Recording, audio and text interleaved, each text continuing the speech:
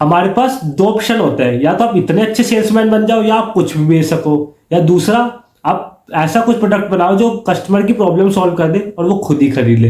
अब मैंने तो करी बीटेक है, अब मेरा सेल्स में कुछ करा नहीं है, तो मेरे पास बचता ऑप्शन 2 ही है। Hi, my name is Mohit Kumar, welcome to the video series of me converting idea into product from scratch. तो अभी तक हमने आइडिया निकाल लिया, उसका सोल्यूशन भी निकाल लिया। अब बात आती है जो आपका सोल्यूशन है वो मार्केट को चाहिए या नहीं चाहिए। इसको समझने के दो तरीके हैं। अगर आपका आइडिया पहले से एग्जिस्ट करता है, Ola Uber types, then you know your idea is something that market needs. आपके पास एक लाइव एग्जांपल है। दूसरा केस आ जाता है कि आपका आइडिया एग्जिस्ट पहले से नहीं करता, या फिर उसके आसपास के आइडिया एग्जिस्ट करते हैं पर एग्जैक्टली सेम नहीं करता। तो उसको आप 3 कैटेगरी में डिवाइड कर सकते हो, जिसको मैंने पहले ही डिस्कस कर चुका हूँ पुरानी वीडियो में। अगर आपने नहीं देखी है तो यहाँ पर आई बटन में क्लिक करके भी आप देख सकते हो, या फिर डिस्क्रिप्शन में मैं लिंक डाल दूंगा, आप उधर जाके भी देख सकते हो। प्रोसेस सेम ही रहेगा इन शॉर्ट अगर कहें तो। अब आपका आइडिया मार्केट को चाहिए या नहीं, इसका सबसे इजी सोल्यूशन है, आप मार्केट से ही पूछ लो। इसका मतलब ये नहीं है कि आपको बाजार में जाकर चौराहे में खड़े होकर 150 चलाना है, नहीं। हियर इज हाउ टू गो।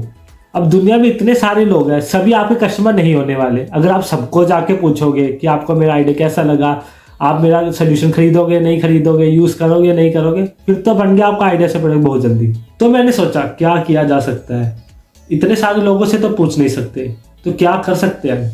तो मैंने लगाया थोड़ा दिमाग। तो हम क्या करेंगे कि हम जो भी हमारे लोग प्रोडक्ट में इंटरेस्टेड होंगे उनको एक शॉर्ट लिस्ट कर लेंगे और उन्हीं से पूछेंगे। वही बात आ जाती है, आप उस लड़की के पीछे एफर्ट लगा रहे हो जो कभी पटने नहीं वाली। इससे अच्छा आप उसके पीछे एफर्ट लगाओ ना, जिसके पीछे थोड़े बहुत चांसेस तो हैं।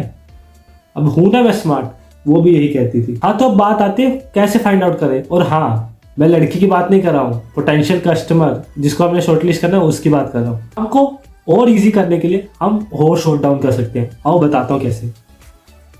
मान लो आपके पास एक गोला है, this is full market, right. इसके अंदर आपका कस्टमर होंगे जिनको आप टारगेट करोगे। अब कस्टमर 2 मेजर चंक्स में डिवाइड कर सकते हैं, इजी टारगेट या आइडियल कस्टमर, जो की प्रॉब्लम फेस कर रहे हैं और आपके सोल्यूशन के इंतजार में, बस आप बनाओ तो सही। दूसरा आता है मीडियम टारगेट या पोटेंशियल कस्टमर, जिसे थोड़ी और मेहनत लगेगी बनाने में पर मान जाएंगे इवेंचुअली। तो अब हमें अपने सोल्यूशन के लिए इजी टारगेट ढूंढने थे, तो जिसके लिए लगेगी मार्केट सर्च। अब मार्केट सर्च में मुझे इतना तो पता है कि हमें डाटा इकट्ठा करना होता है। कौन सा डाटा इकट्ठा करना होता है, किस बारे में डाटा इकट्ठा करना होता है, कैसा डाटा इकट्ठा और कैसे होगा वो डाटा इकट्ठा, मुझे कुछ नहीं पता था। बेसिकली मुझे स्टार्ट कहाँ से करना है मुझे वो तक नहीं पता था। कौन सा डाटा इंक्लूड करूँ, कौन सा ना इंक्लूड करूँ, कौन सा मेरे लिए रेलिवेंट होगा, कौन सा मेरे लिए रेलिवेंट नहीं होगा, मुझे नहीं पता था। अब यहाँ पर आलू भिंडी का रेट तो पता मुझे करना नहीं है, मुझे नहीं पता था एग्जैक्टली मेरे ऑब्जेक्टिव्स क्या होंगे यहाँ पर, जिसके लिए मैं मार्केट सर्च कर रहा हूँ। अब मैंने सीधा गया चैट जीपीटी पर जाकर पूछा कि मार्केट सर्च करते कैसे, ताकि मेरा ज़्यादा टाइम वेस्ट ना हो और मैं अपने नेक्स्ट स्टेप पे जल्दी से जल्दी पहुंच सकूं। तो मुझे एक चेकलिस्ट बनाकर दे दी। अब मुझे पता चल गया था कि मुझे कहाँ से स्टार्ट करना है, कौन से मेरे ऑब्जेक्टिव्स होंगे। और अब मुझे एक स्टार्टिंग पॉइंट जैसे ही मिल गया था, मेरे लिए काम थोड़ा आसान हो गया था करना, कि अब मुझे पता था कि मेरे को स्टार्ट किधर से करना है, मैंने क्या क्या चीज़ इंक्लूड करनी और क्या क्या चीज़ें मेरे लिए रेलिवेंट रहने वाली है। तो मैंने उठा ली कॉपी और उस पर लिखना शुरू कर दिया एक एक करके सभी चेक पॉइंट्स, ताकि मैं कोई भी चेक पॉइंट्स मिस ना करूं और सबको कवर करूं और अच्छे से कवर करूं, ताकि वो मेरे को आगे चल के बेनिफिट करे। मैंने उठाई अपनी कॉपी और उसमें पढ़ा कि पहला ऑब्जेक्टिव मेरा क्या है। उसमें था कि what problem does your idea solves. अब मेरे को लगा यार ये तो इजी है, ये तो मुझे पता है। अब मैंने आइडिया सोचा, उसका सोल्यूशन सोचा, तो मुझे तो पता ही है ना कि मुझे मेरा आइडिया किस बारे में, वो क्या सोल्यूशन प्रोवाइड कर रहा है, ये तो हो गया मेरा। तो मैं नेक्स्ट पे जंप कर सकता, पर मैं था गलत।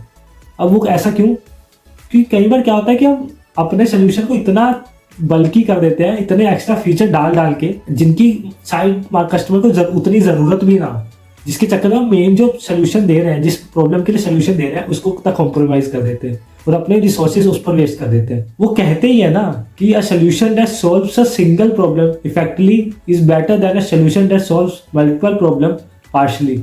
अब मैं कभी कभी बड़ी बड़ी बातें तो कर ही देता हूँ। तो मैंने पेन कॉपी उठाई और लिखा एग्जैक्टली क्या है मेरा आइडिया और सोल्यूशन, कौन सी प्रॉब्लम को बेसिकली मैं मेन टारगेट कर रख रहा हूँ, ताकि मैं उसके आगे पीछे भटक ना जाऊँ कहीं पर। फिर मैंने पॉडकास्ट देखे और कुछ आर्टिकल्स पढ़े और वहाँ पर एक लाइन थी, explain your idea in 1 sentence. अब ये मैंने काफ़ी मूवीज़ में या काफ़ी स्टार्टअप वाली वेब सीरीज में भी देखा था, इसका आंसर देते हैं जनरली फंडिंग के टाइम पर। वही वाली चीज थी, तो मैंने भी एक आइडिया एक लाइन में अपना डिस्क्राइब करने के लिए रेडी कर लिया। जैसे ही मैंने अपना फर्स्ट ऑब्जेक्टिव कंप्लीट किया, मैं सीधा जंप किया सेकंड ऑब्जेक्टिव पर। अब वो था कि टारगेट ऑडियंस फाइंड आउट करना। अब जैसे मैं वो पढ़ रहा था तो मेरा ध्यान गया नीचे वाले ऑब्जेक्टिव पर, उसके थर्ड ऑब्जेक्टिव पर। तो उसमें था कि what alternatives people do use.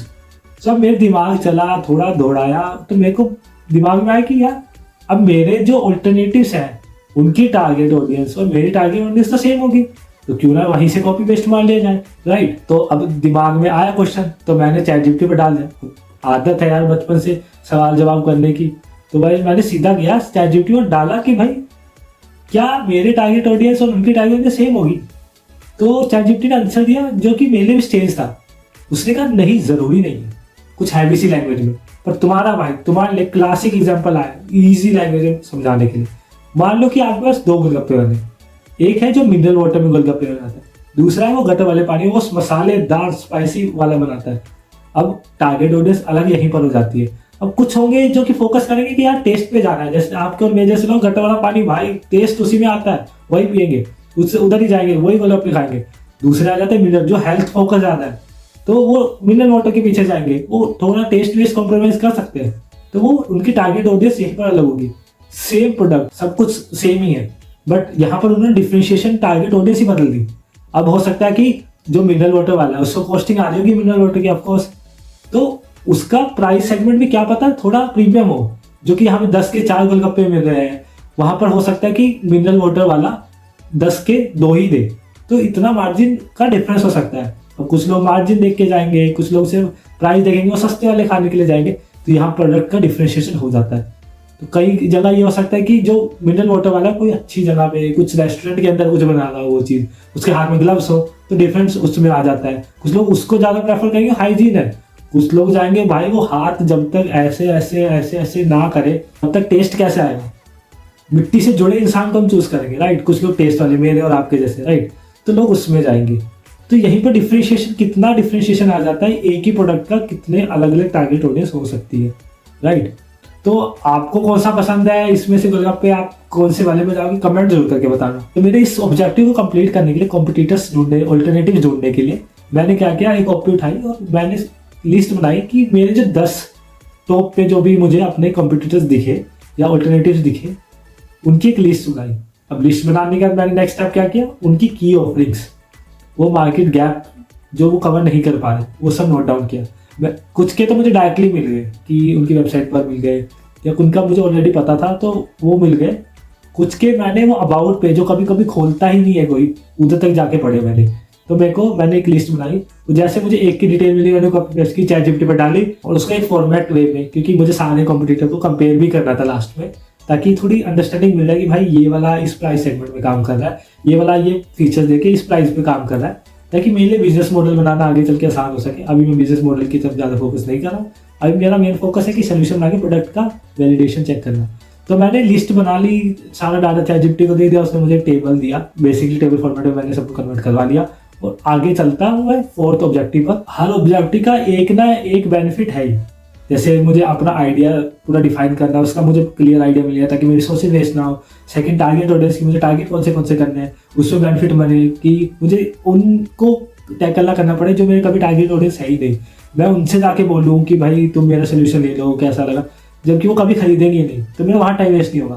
मतलब थर्ड जो इस ऑब्जेक्टिव का बेनिफिट था कि जो मेरे पास एक कंपैरिजन के लिए टेबल आ गया, इससे क्या होगा, मुझे बेनिफिट मिलेगा कि अपने जो आइडिया का है वो सेपरेटली प्लेस करना मार्केट में। अब मुझे सबके मार्केट गैप पता है, मुझे पता है कि वो क्या क्या ऑफर करते हैं, किस प्राइस पे ऑफर करते हैं, तो मेरे लिए एक यूएसपी बनाना मेरे लिए इजी हो जाए कंपैरेटिवली, क्योंकि अब मुझे पता होगा कि बाकी लोग क्या दे रहे हैं और मैं क्या दे सकता हूँ, मेरे लिए क्या फिजिबल होगा, राइट। अब मेरे पास आइडिया क्लियरली डिफाइंड है, मेरे पास टारगेट ऑडियंस है, मेरे पास फीचर्स है, मेरे पास कॉम्पिटिटर्स का आइडिया है, वो क्या ऑफर करते हैं, सब कुछ है, एनालिसिस है उनका। अब घर पे बैठ के सोचने से, मार्केट सर्च करने से तो बन गया प्रोडक्ट। असली चीज है मार्केट में उतरना पड़ेगा, तब जाके हमें मिलेगा रियलिटी चेक कि हमारा प्रोडक्ट कोई चाहता है, हमारा सर्विस सोल्यूशन कोई चाहता है या नहीं चाहता है।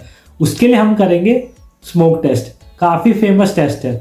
इसमें हम क्या करेंगे, एक वेबसाइट बनाते हैं, बेसिकली 1 पेज वेबसाइट होती है, लैंडिंग पेज, जिसमें हम अपना आइडिया पिच करते हैं। अब आप बोलोगे यार मुझे तो वेबसाइट बनानी आती नहीं, मुझे कोडिंग आती नहीं। अब उसकी चिंता मत करो, आपका भाई है ना, तो टेंशन लेने की कोई ज़रूरत नहीं है। तो हम नेक्स्ट वीडियो में जानेंगे कि वेबसाइट कैसे बनाते हैं, विदाउट कोड वेबसाइट कैसे बनती है, और उस पर क्या क्या चीज़ें इंक्लूड करनी होती हैं, और कैसे वो सब कुछ सेटअप करते हैं। एंड टू एंड मैं सब कुछ करके बताऊंगा आपको। और उसके बाद और साथ में जानेंगे आप स्मोक टेस्ट के बारे में थोड़ा डिटेल्स, कि किस लिए होता है, क्या क्या बेनिफिट होंगे हमको स्मोक टेस्ट करने के, और हम क्यों कर रहे हैं ये चीज़। तब तक के लिए कोई सवाल हो मेरे लिए, या कुछ इम्प्रूवमेंट या कोई फीडबैक हो, तो ज़रूर कमेंट करके बताना, क्योंकि मोहित लिसन।